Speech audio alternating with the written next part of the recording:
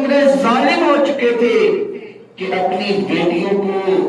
زندہ دفن کر دیا کرتے تھے،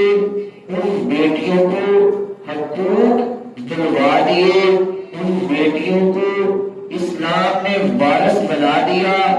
ان بیٹیوں کو اسلام نے تحفظ فراہم کر دیا۔ آج معاشرے کے اندر دیکھیں تو دوبارہ سے لوگ اسی گمراہی کی طرف جانا چاہ رہے ہیں کہ جہاں پر عورت کو کوئی تحفظ نہیں۔ اسلام نے عورت کو پیدا ہونے سے لے کر مرنے تک تمام کا تمام تحفظ فراہم کیا۔ اسلام وہ دین ہے کہ جس کے اندر بیٹی جب پیدا ہوتی ہے تو والد کہتا ہے میری شہزادی ہے، اس کی عزت و تکریم کی جاتی ہے، اور جب وہ بڑی ہوتی ہے تو بھائیوں کی جان ہوتی ہے، بھائی اس کے اوپر اپنی جان تک نچھاور کرنے سے گریز نہیں کرتے، اپنی بہنوں کے لیے سب کچھ قربان کر دیتے ہیں، اور جب وہ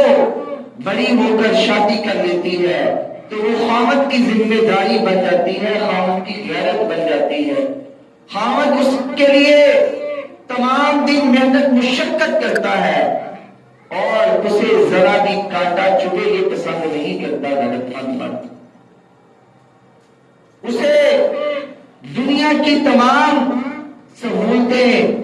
جو زمانے میں ہوں وہ خاوند میسر کرتا ہے، حالانکہ خاوند صبح نکلتا ہے رات کو لوٹتا ہے،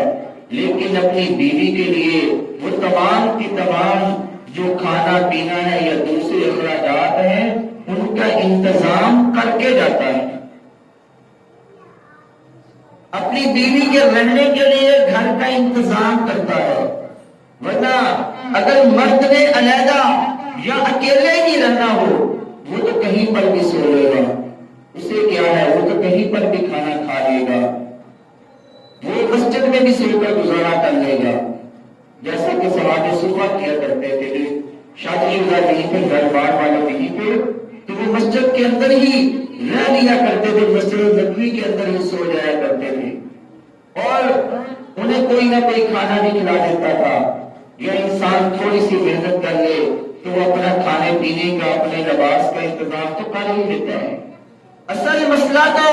اسے یہ ہوتا ہے کہ اپنی بیوی بچوں کے لیے کھانے پینے کا رہنے کا انتظام کرنا ہے،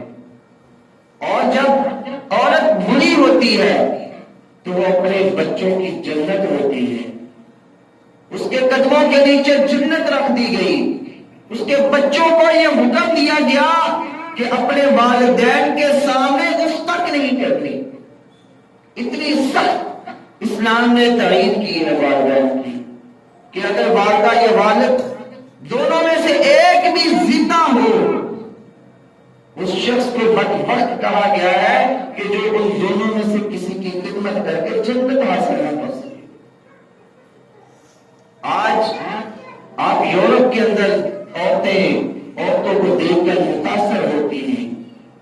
آپ ان کی حالت سنیں، ان کے ذمہ داریاں سنیں تو آپ اللہ کا لاکھوں بار شکریہ ادا کریں۔ ان کا کوئی خامد نہیں ہوتا، حالانکہ جب وہ بچہ پیدا کرنے والی ہوتی ہے تب بھی ان کے ساتھ رہنے والا، ان کی ذمہ داری اٹھانے والا کوئی موجود نہیں ہوتا، وہ تب بھی خود کام کر رہی ہوتی ہیں، وہ دفتروں میں بھی جا رہی ہوتی ہیں اور اپنے بچے بھی پال رہی ہوتی ہیں، ان کا کوئی مستقل ٹھکانہ نہیں ہوتا، جہاں پر ان کا بوائے فرینڈ لگتا ہے وہاں پر رہ لیتی ہے، جب اس بوائے فرینڈ کا دل بھر جاتا ہے وہ چھوڑ لیتا ہے تو تب وہ دوسرے کی تلاش میں نکل جاتی ہیں۔ وہ جتنی پریشانیاں، جتنی ذمہ داریاں اٹھا رہی ہیں ہماری عورتیں ان سے لاکھ درجہ بہتر ہیں کہ ان کے اوپر کوئی ذمہ داری نہیں، پھر بھی ہماری عورتیں مارچ کے اندر آزادی کے لیے نکلتی ہیں، حالانکہ وہ لوگ ہیں جو اصل میں ان کو ابھارنے والے وہ لوگ ہیں جو ان تک پہنچنے کی آزادی چاہتے ہیں، کہ جس طرح یورپ کے اندر ہوتا ہے کہ عورت ہر کسی کے استعمال میں ہے، وہ یہ چاہتے ہیں کہ کہ یہاں کی عورتیں بھی ویسی ہی ہو جائیں، یہ جو خاندانی نظام ہے یہ ختم ہو جائے، یہ جو ایک مسلمان اپنی فیملی کی نگرانی کرتا ہے، ان کے اخراجات اٹھاتا ہے، یہ تمام کا